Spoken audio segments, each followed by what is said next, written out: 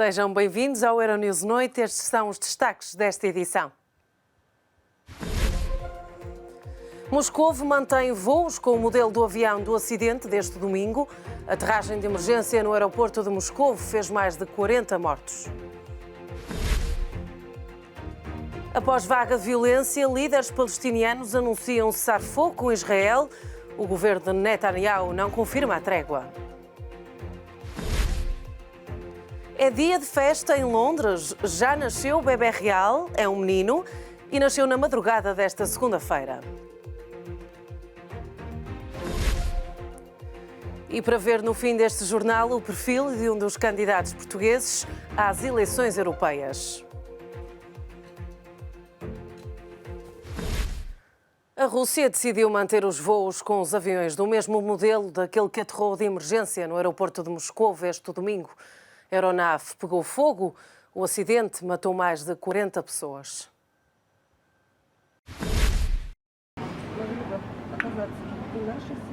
Em Murmansk, no extremo norte da Rússia, o destino do avião que acabou por incendiar-se em Moscovo, erguem-se memoriais às 4 dezenas de mortos de um acidente ainda por explicar. Um dos sobreviventes, o comandante do aparelho, garante que a causa das chamas é só uma. Os depósitos estavam cheios e o choque contra a pista de aterragem foi demasiado intenso. Uma opinião partilhada por alguns especialistas, embora haja várias outras questões por responder. O avião abordou a pista com uma velocidade demasiado elevada e transportava muito combustível. O impacto foi muito violento. Os depósitos de combustível foram atingidos. Temos agora de tentar perceber como é que um avião tão pesado estava a deslocar tão rapidamente e porque é que o impacto foi tão duro. Muitas dúvidas surgem também sobre o aparelho em si, um Sukhoi Superjet 100 de fabrico russo, cuja fiabilidade já foi questionada algumas vezes. Mesmo assim, Moscovo considera que não há motivos para suspender os voos com este modelo.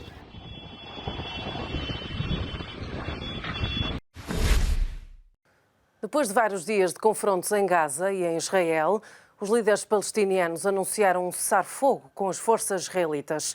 Tel Aviv não confirma, no entanto, a trégua. As hostilidades entre israelitas e palestinianos baixaram de tom, mas a essência do conflito entre as partes mantém-se. Líderes palestinianos anunciaram um cessar-fogo com Israel, mediado pelo Egito, que entrou em vigor na madrugada desta segunda-feira, mas Tel Aviv não confirma. A trégua chega mesmo a tempo das celebrações do Ramadão, depois da escalada recente de violência. A questão fundamental é que Israel e o Hamas não conseguem alcançar um acordo de cessar-fogo de longo prazo. Israel procura a calma total em Gaza, o fim dos lançamentos de rockets, dos protestos massivos de sexta-feira à tarde que se têm feito notar há mais de um ano. O Hamas, por outro lado, procura o fim do bloqueio, ou pelo menos uma suavização do bloqueio que tem pressionado Gaza desde 2007. Por isso, não têm conseguido encontrar um equilíbrio que funcione bem para ambas as partes. O presidente dos Estados Unidos, Donald Trump, recorreu ao Twitter para manifestar o apoio em relação a Israel e sublinhou que é tempo de trabalhar pela paz. Nos últimos 3 dias, disparos de mísseis e lançamentos de rockets a partir de Gaza provocaram a morte de 4 civis em Israel. O Estado hebraico contra-atacou, matando pelo menos 20 palestinianos. O exército israelita diz que se tratou de uma retaliação à ofensiva vinda de Gaza.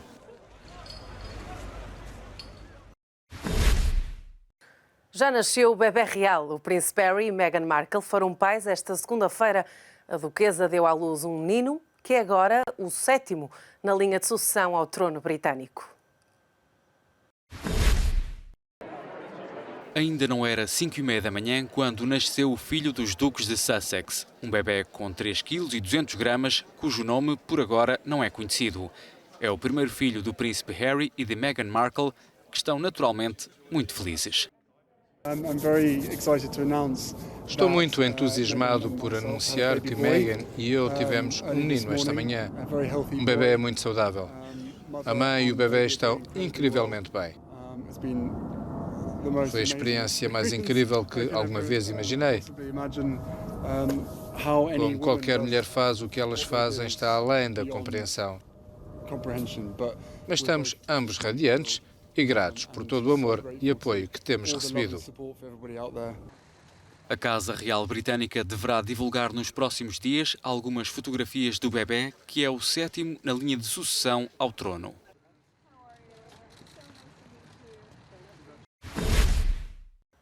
Nas próximas décadas poderão desaparecer 1 milhão de espécies. Os dados são de um relatório revelado pela Plataforma de Biodiversidade e Serviços Ecossistémicos.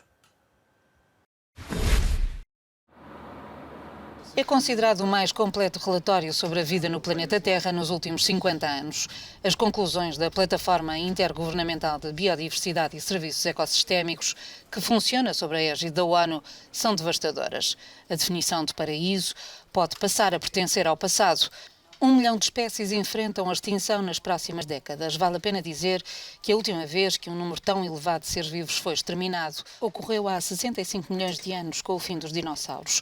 Um cenário em muito provocado pelo facto de 75% do planeta estar severamente afetado pela atividade humana. A produção de alimentos aumentou 300% desde 1970.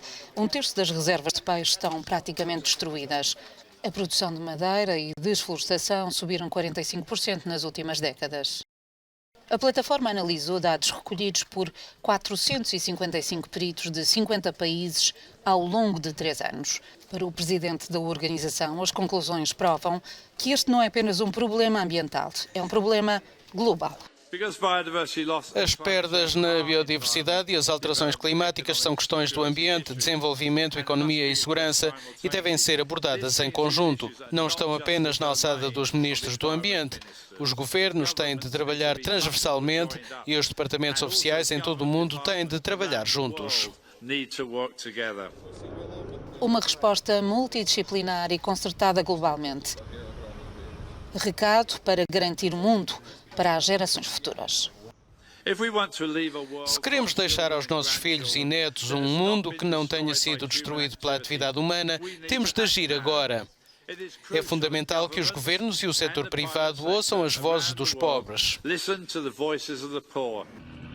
Apesar do diagnóstico trágico, a organização quer passar uma mensagem de esperança. É possível inverter a tendência de destruição. Não queremos que as pessoas se sintam desanimadas, que pensem que nada há a fazer, que perdemos a batalha. Não perdemos. E se dermos oportunidade à natureza, esta vai revigorar-se e prevalecer. Por isso, queremos que todos sintam que podem contribuir. Um apelo à alteração urgente de hábitos e formas de produção. A única possibilidade para preservar estas imagens e evitar a maior extinção em massa dos últimos 65 milhões de anos.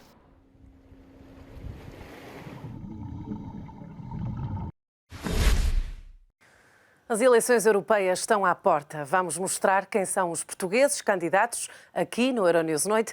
Fica agora com a entrevista a um deles, Paulo Sande, 61 anos, jurista e professor universitário.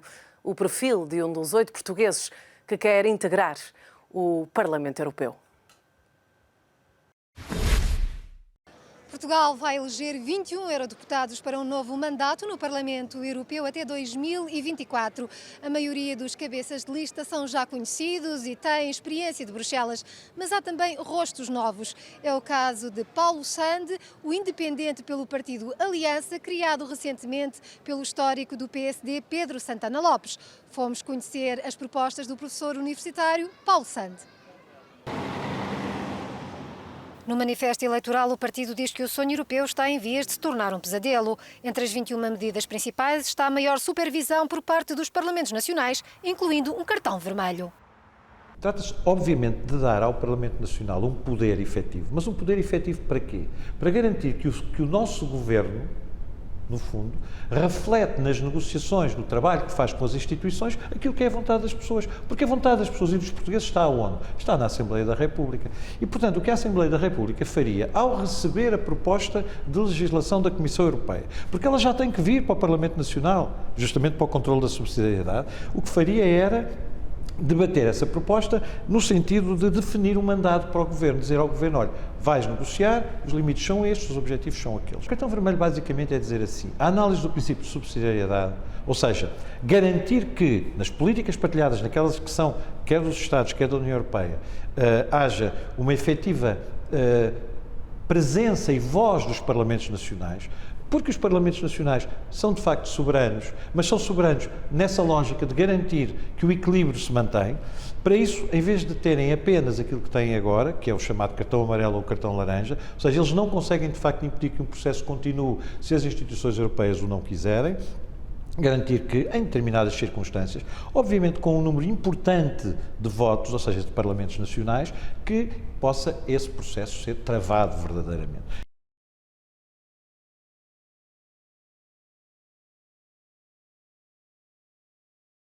A sensação que eu tenho é que as pessoas estão zangadas, as pessoas estão cansadas, as pessoas querem mudar. Querem, mas não sabem bem para onde. Por isso é que temos que encontrar novas fórmulas, novas propostas, novos caminhos. A Europa oferece-nos muitas oportunidades. E é isto que eu quero dizer aos portugueses. O que eu quero dizer aos portugueses é que essas oportunidades existem, que em muitos casos, de facto, nós contribuímos para o seu não aproveitamento, sendo que naturalmente também a Europa tem que olhar de outra forma e esse vai ser, vamos chamar, enfim, de uma forma mais belicista, um combate que vamos ter de ter, para que, de facto, a ideia da coesão e a ideia de que este processo tem de ser um processo de coesão volte a predominar na Europa. Não pode ser um conjunto, uma soma de interesses egoístas.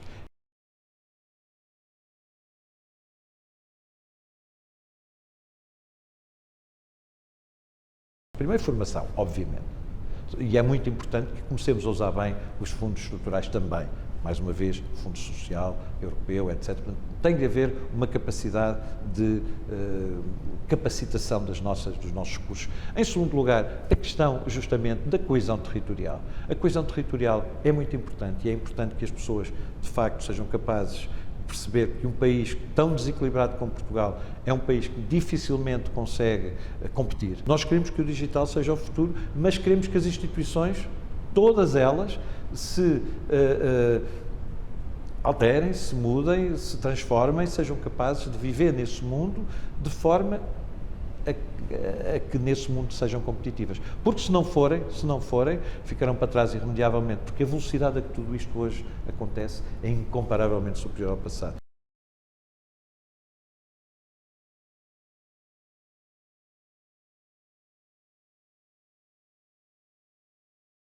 As questões ambientais têm de estar presentes em tudo o que se decide. Quando se tomam decisões no plano da habitação, quando se tomam decisões no plano da agricultura, no plano hídrico, no que quisermos, tem de haver uma reflexão profunda e as matérias que são verdadeiramente importantes, em particular a questão ambiental, têm que estar refletidas nessa decisão.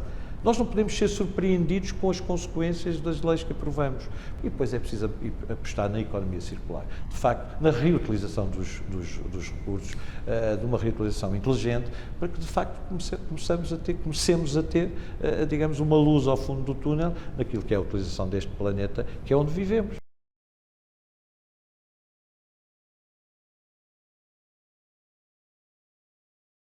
Nós achamos que é preciso fazer mesmo uma separação entre refugiados e imigrantes. Não podemos tratar as coisas da mesma maneira. Não são a mesma coisa, não é a mesma situação. Há uma obrigação num caso, não há uma obrigação no outro. Uma obrigação, neste caso até jurídica, de compromisso internacional a que nós todos estamos vinculados e, se quisermos, humanitário. A Europa precisa de imigração. Todos nós falamos do inverno demográfico. Todos nós falamos disso, todos nós sabemos o risco. Portugal, olha, uma boa parte do país não tem recursos. É também por causa do desequilíbrio, digamos, da ocupação em termos de população do nosso território. Mas é muito por causa disso. Está muito envelhecido, não há recursos. Ficam concursos desertos. Olha, bolsas que são abertas e que não são preenchidas porque não há gente, não há investigadores, não temos gente suficiente, sobretudo gente nova. As pessoas ou vêm e se integram, e ao fim de pouco tempo poderão ter ou não um estatuto de cidadãos, e depois, eventualmente, até de nacionais, ou vêm e vão-se embora. E qualquer país, para a sua estabilidade, este é o terceiro ponto, precisa de fixar essas populações. E, portanto, nós aí também temos que dar uma resposta que seja uma resposta equilibrada.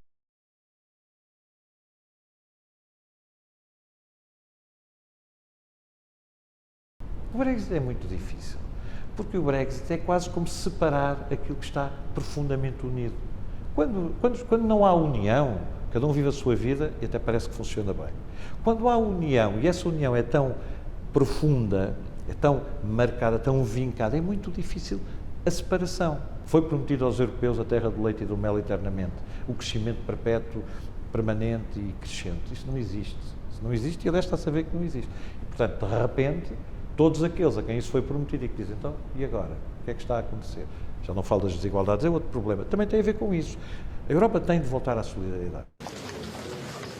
Com Portugal a presidir a União Europeia em 2021, Paulo Santos sugere uma maior aposta na relação com a África.